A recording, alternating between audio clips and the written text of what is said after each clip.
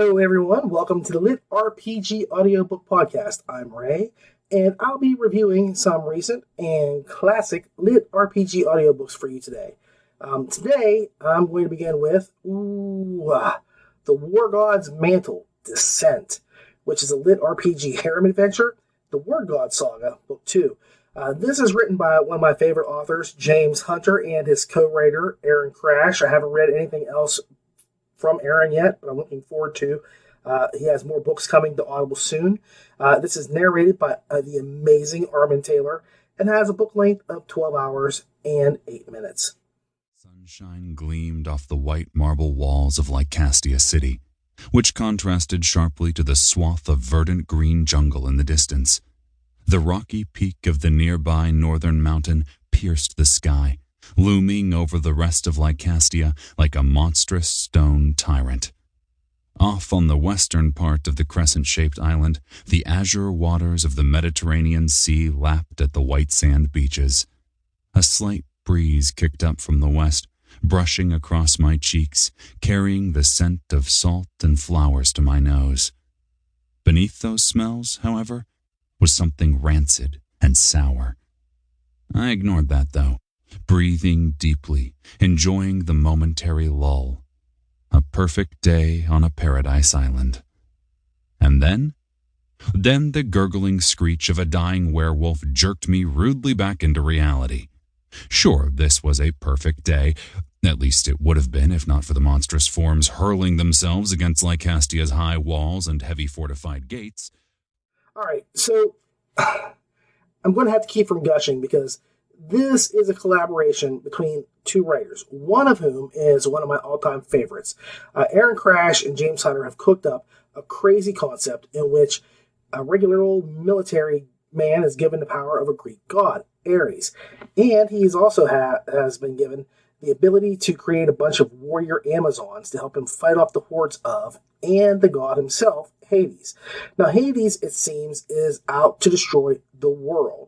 Because he's a bad guy. You know, gods of death are like that. They just have a thing about people who are alive. And Ares, believe it or not, was the one guy that was standing between him and our utter destruction. Now, if you know James Hunter, you know that he is a master of utter and complete destruction. I mean, his series, Viridian Gate Online, is about a world that is completely obliterated by an asteroid. And the only way to survive is to upload your mind into a virtual world. Now, that entire series is just amazing, and I rated up there with like Delvers and the Divine Dungeon and War Eternus and that Randy Darren guy who writes Wild Waste and whoever that fella is that writes the Secret Sales on Superheroes. I just can't think of who that would be. William Morand, I think, maybe, or is it Randy Darren? I can't. They seem so similar to me, but anyway, that's how good this book series is. I mean, Viridian Gate is right up there with those people. So to have him step outside of his comfort zone and give us a book that he collaborates with is pretty cool, and I really appreciate it because even though I haven't read anything other than the War God's Mantle series so far with Aaron Crash, I can tell he's really, really excellent as a writer because the two of them mesh so well. He and Crash work really, really well together. Honestly, I felt like this was complete work in and of itself and that it had a singular voice. It did not feel stitched together or, incomplete or like it was missing pieces or this piece of the puzzle came from another box and this piece, they don't mesh up. No, I mean, everything was smooth, like just like Jiffy peanut butter with no peanuts. It was so smooth. And it was packed so full of action as well as some exciting and unexpected twists. The characterizations in the book were probably my favorite thing, which is a really odd thing to say about a book that has necromancy, hordes of dinosaurs, tons of battles.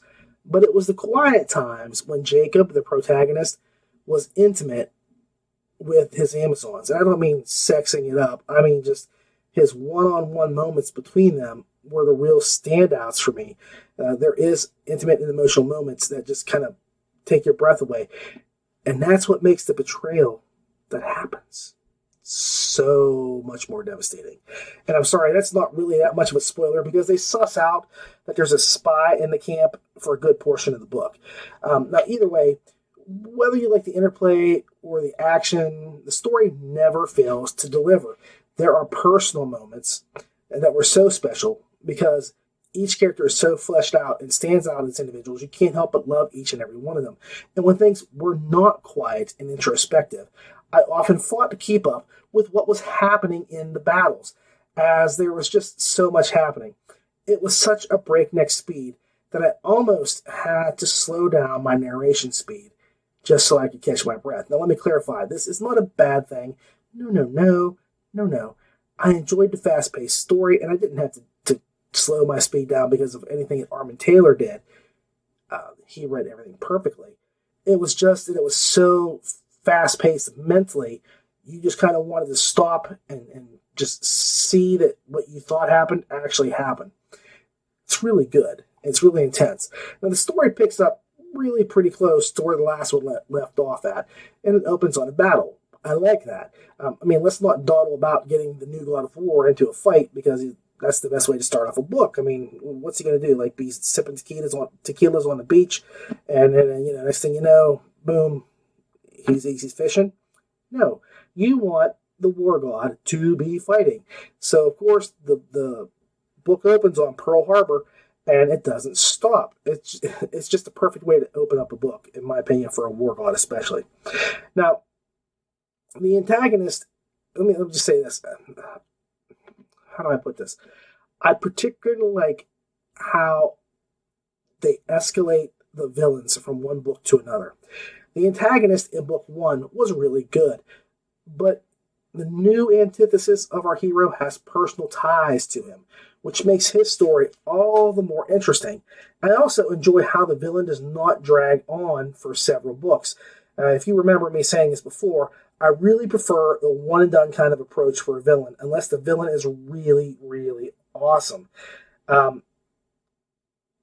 it allows for growth and changes with the protagonist to get rid of his villains. I mean, you can have a great background villain who kind of puts other people out to do fighting against the main hero for several books, but at some point, the main guy is going to show up, and that should be the end of the story.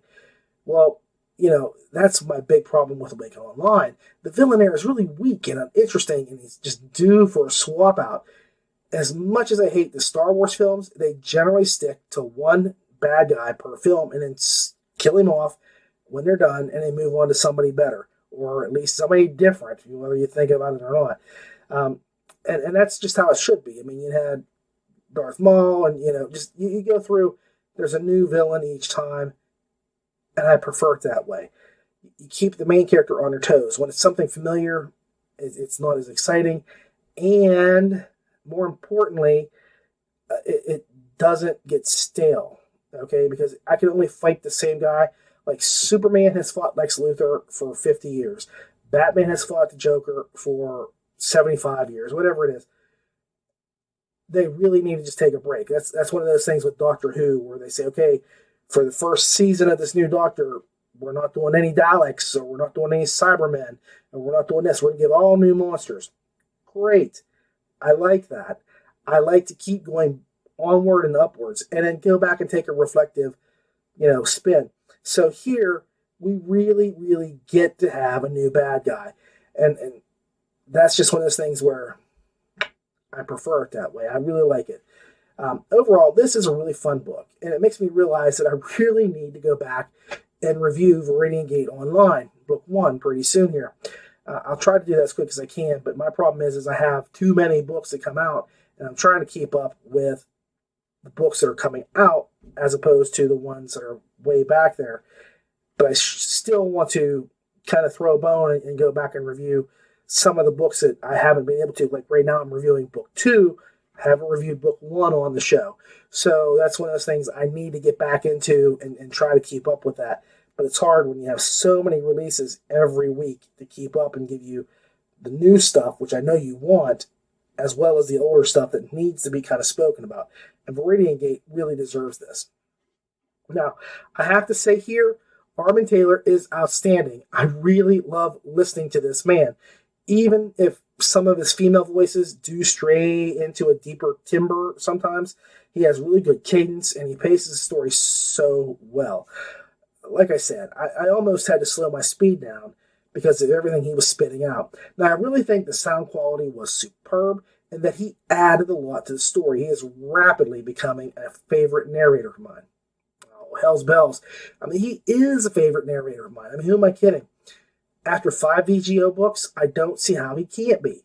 And I'm always happy to hear his voice. And I really enjoy his reading style. So, he's a worthwhile narrator. He really gets it right. As a series, I have to say that the story, the characters, and the plot are all fascinating and will keep you on the hook waiting for what comes next. I love that we get big confrontations, epic battles, personal moments, all in one chapter. And we go on to something new in the next chapter. There's elation, there's heartbreak, and that's a sign of good storytelling. I really look forward to the next installation of the Wargod's Mantle. Right now, I'm going to say there's a lot of room to get bigger and better. I really just want to see more things happening here. 8.25 stars. I know it sounds low after all that I said. And I'm just saying that because there's more space to get improvement on. I don't want to have it plateau right now. So onwards and upwards. James, Aaron, you guys just killed it. Armin, awesome job narrating. All right, up next we have the Barrow King, The Realms, Book 1, by C.M. Carney, narrated by Armin Taylor. Again? Really? Awesome. And the book length is 13 hours and 30 minutes. Wick was inconsolable. He wanted to rush after the Wormen to save his love, but Ovrim convinced him that none of them were in any shape to pursue them. "But she'll die!" "We'll all die if we go now. We need to heal, to recover, and she'll be fine. For a while, at least," Griff said. "How can you know that?" Wick demanded, his face red from rage and fear. "If they wanted her dead, they would have killed her here. So that suggests they want her for something else. Whatever that something else is, it buys us some time. Time we desperately need." "I agree," Ovrim said. Desperate fear waged a battle with logic on Wick's face. After a few moments, he found calm. Now, I just want to step back, and I don't want to collaborate and listen. I want to just step back and just say that this is a book that does something that is totally mind-blowing in its execution. It sets up a man to have a quest to save his sister by entering a game world. And then, after he does so, he spends the rest of his time on a dungeon crawl. Okay, it's crazy. It's pure madness how it appears, but it's really flawless in its execution. In fact, the story as a dungeon crawl is more interesting than most books that take place in an open world. And I give a real tip of the hat to Chris Carney for the conception and the implementation of this tale. I would never have done what he did. I would have never done how he did it. He created the whole world and then confined the whole book to just one dungeon. And you think it sounds crazy, but it works, okay? Even dungeon stories have more interaction outside than this book does. Now, not to confuse you, there is no dungeon core in the story, although the main villain, the Barrow King, he pretty much runs the place like he was a dungeon core, but he's not. I also appreciated how Carney avoided the trope of the smart mouth AI that usually helps and or hinders the MC as the story progresses. He does this in a really clever way. I mean, he has him in there, but he takes him away in a really, really cool, innovative way that added to the story. So the writing is clearly innovative and original, and that's really given me just shivers about how good this book really is. It's just everything about it. He really has this well thought out. The main character is named Finn or Griff in the game, And what happens is he learns that his sister is in danger, and she's been trapped in a virtual world for about 40 subjective years. He has to go in and save her, in spite of the fact that he is not a gamer, nor does he have any real game knowledge or experience. What he does have is real-world fighting experience, which he immediately puts to use in the game. Now, his instincts are spot on, and when he listens to them, he tends to snatch victory from the jaws of defeat. I really liked his fearlessness, but he also had a caution-tempered attitude, and I can respect a man who can kind of stand up to a god. The dungeon itself is full of dangers, and some almost familiar monsters, if you're a fan of the old D&D monster manuals and Fiend Folio, appear.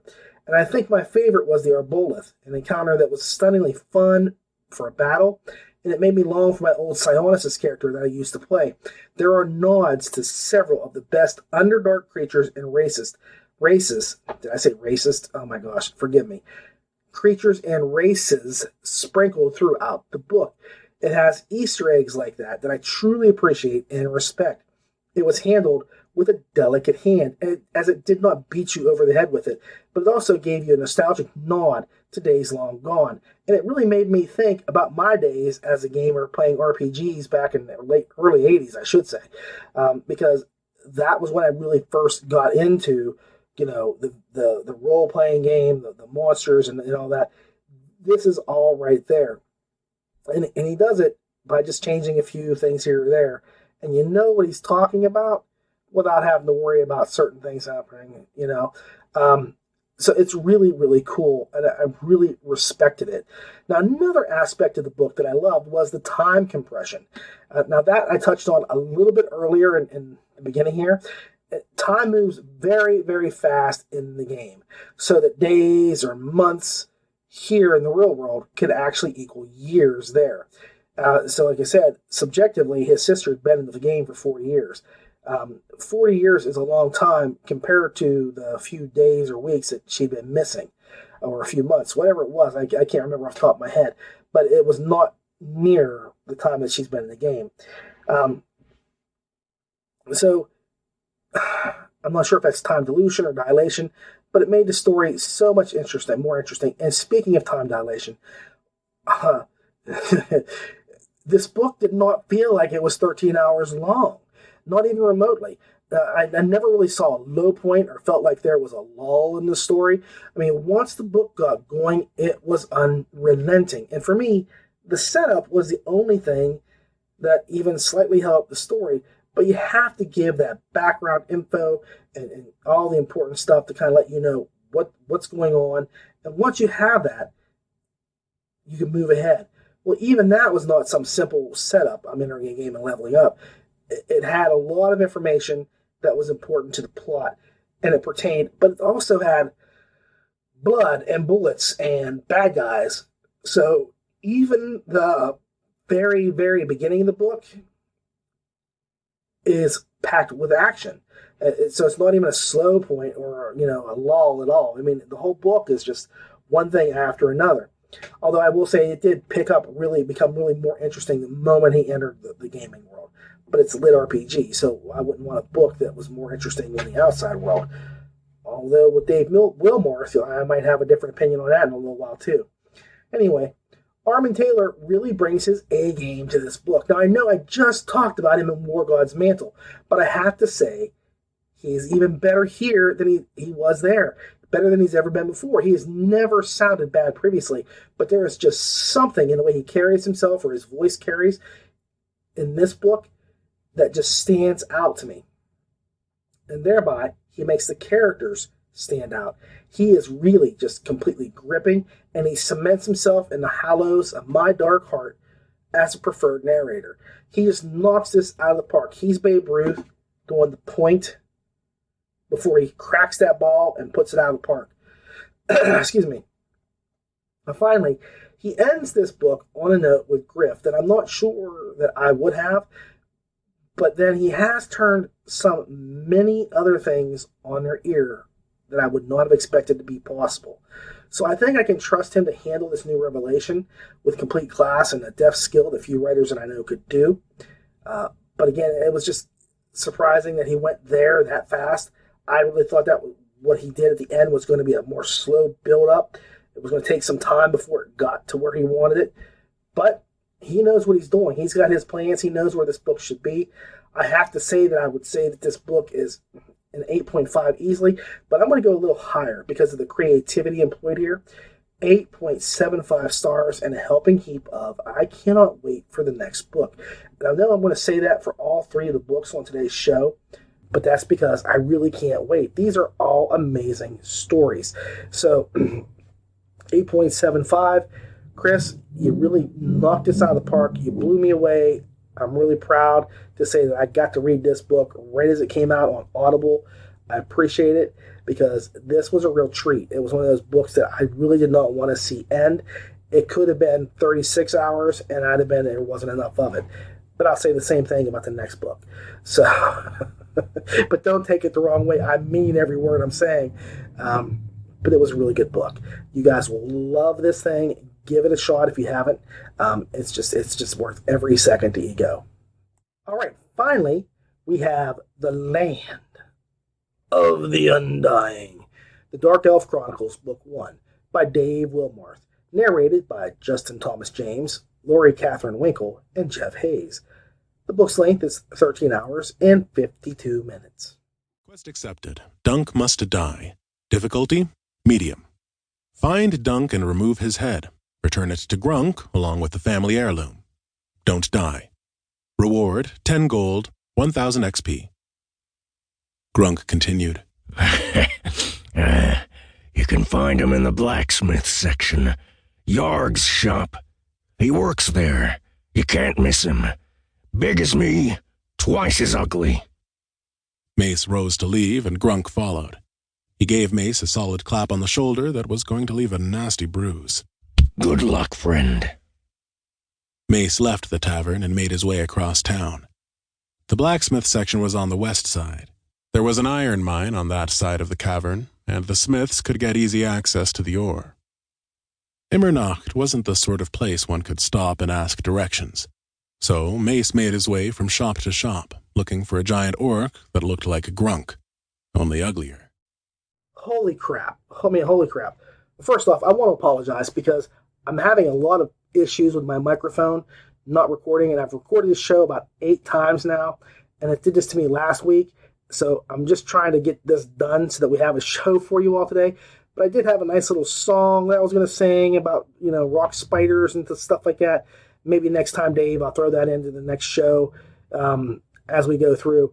But this book was just a complete package from start to finish. I don't know what I enjoyed more, the real life stuff that the MC had to endure or the gameplay that he was in. Which was more fun? I don't know.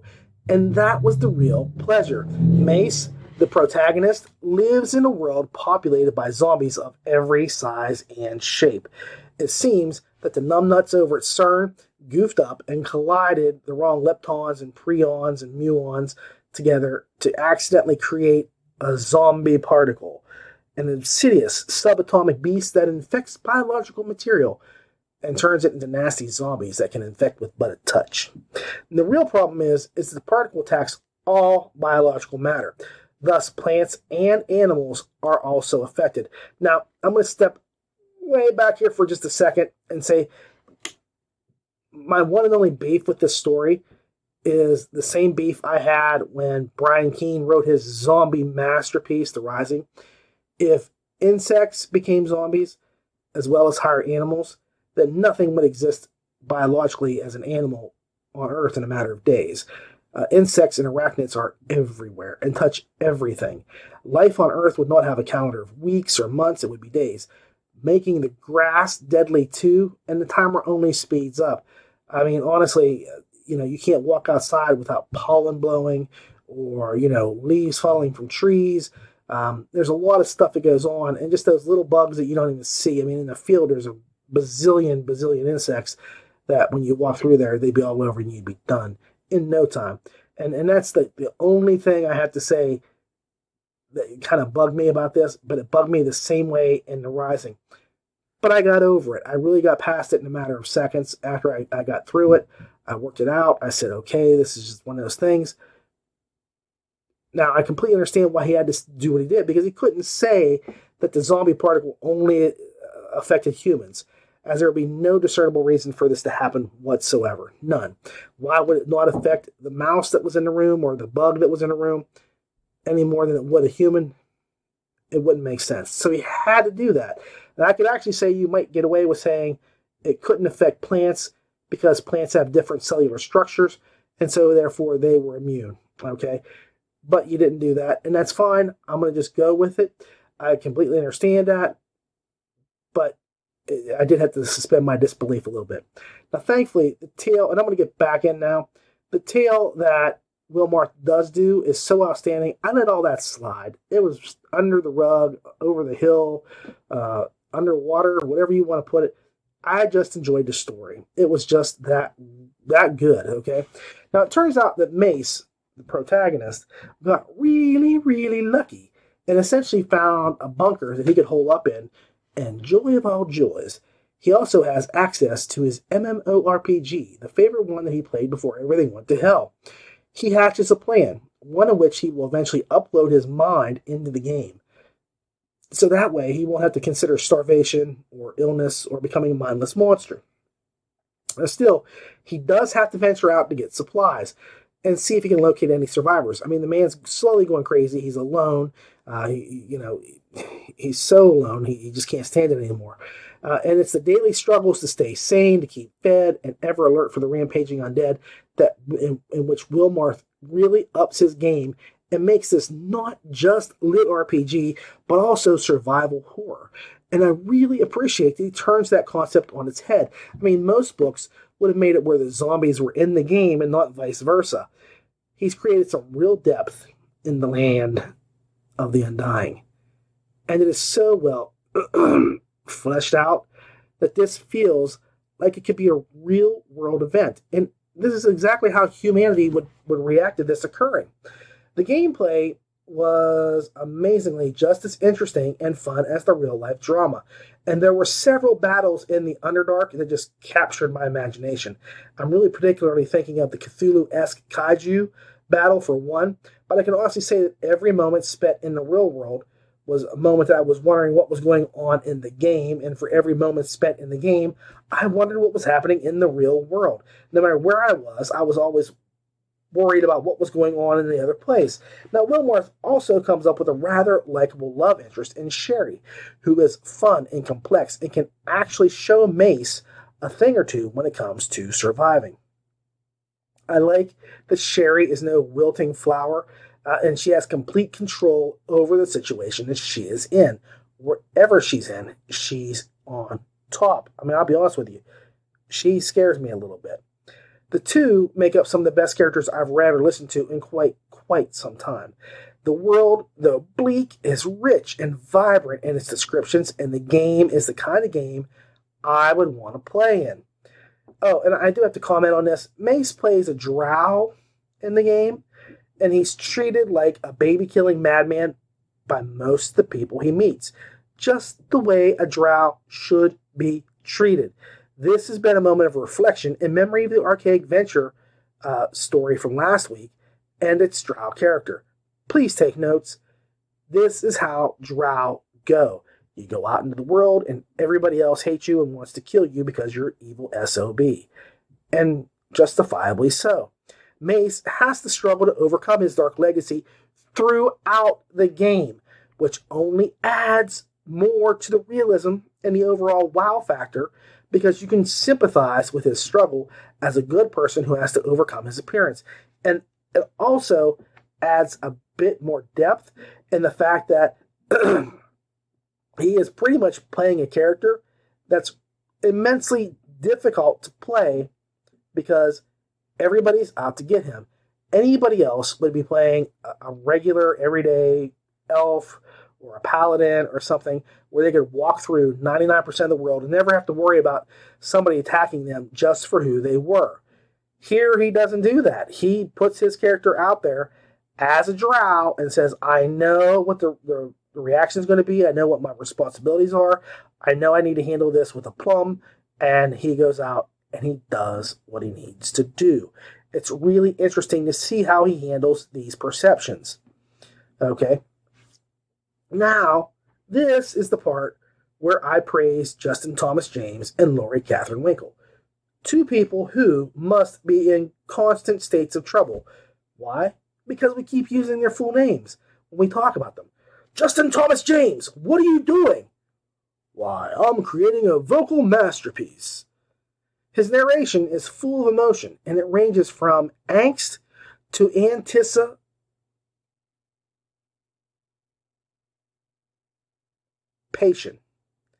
He fully embodies the character of Mace and brings him to life in such a way that you really worry for the poor man whenever he goes outside of his door, or gets choked up when he talks to a brother and sister who are hanging out over at the fire department. LCW, that's Laurie Catherine Winkle to you and me, at least ever since I got that restraining order. She's ever and utterly vibrant as Sherry. She makes you believe that this is a real girl who has had to endure a ton of crap since the moment things have been going haywire, but is still able to cope and keep herself sane and clear-headed. Honestly, I am so happy to hear her get a nice, big, thick, juicy role like this. I've always wanted to hear her do a great big book unto herself at some point.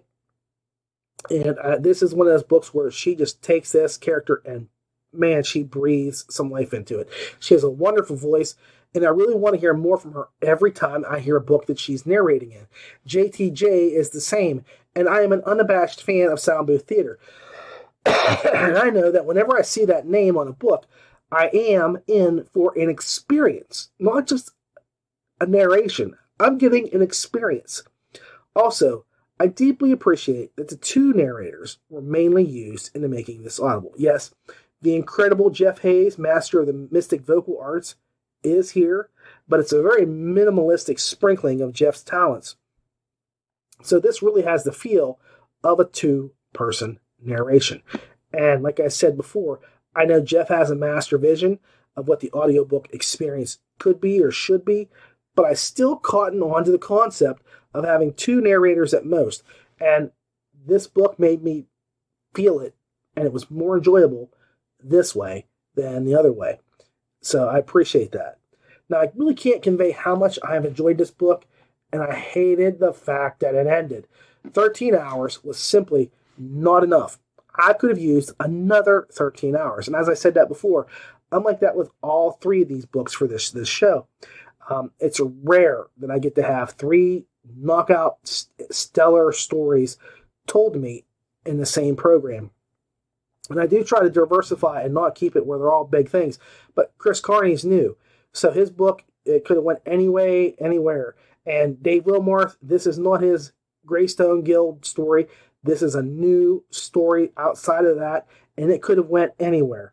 With War God's Mantle, it's not VGO, and it's a collaboration, and it could have been clunky and just a big mess, and it didn't happen. This was a really cool show to do because I get to praise a lot of books and not have to say how horrible an experience it was to listen. And the time here, 13 hours, it could have been double that or triple that, and it wouldn't have satisfied me. I just really, like I said before, for the other books, I keep waiting for the next installment of this series. And I'm so glad that Dave stepped aside from his main series to pen this critter. This was a blast to listen to. I love the characters. I really enjoyed both the real world as much as the game segments. And I can only see this series getting bigger and better and better. It is a solid, seamless story of two worlds, two characters, each of whom are as interesting and fascinating as the other. So please, take a trip into the land of the Undying. Now, my final score is 8 3/4 stars because it was just that good. But no matter how high I rate it, you're going to love this story, okay? And star systems, blah, blah, blah, blah, blah.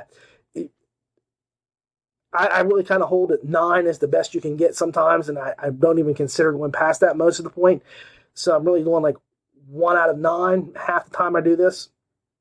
If I give a book a lower score, That's out of 10. But for the higher books, I really hold on to 9 being about as perfect as you can get. And so for this show, I've had 2 books that were just about as spotless and perfect as you could be. And I know I've got a couple more coming up. I mean, War Eternus 3 has just been intense. It has just knocked me down. So I've got a lot of books coming up here that I'm going to be just as praising as I can be, because they are deserving of that praise. And a couple that just, they're what they are. But don't matter. It doesn't matter what I rate this story. It's just an amazing book. You need to listen to this, because it is one of the rare things where both worlds are really cool and interesting. Well, everyone, that's our show for today. I'd like to thank you all for watching. I really appreciate you taking the time to watch or listen to the show. And if you want to support us, you can like us on the LitRPG Podcast Facebook page or the YouTube page, or just share and like the video. For the LitRPG Audiobook Podcast, I really would ask that you would at least make a comment below so that I can see what you like, what you don't like, how I can improve the show. Heck, if there's a book out there that you think I should review or get to, please do so. There's a lot of things that I want to do with the show. I want to do a couple specials focusing on one thing or another, and I'm trying to get that all worked out right now and still keep up with this. So there's more coming, believe me. You're more than welcome to follow us on Facebook or Twitter or YouTube. So remember, for the LitRPG Audiobook Podcast, I'm Ray, and keep listening.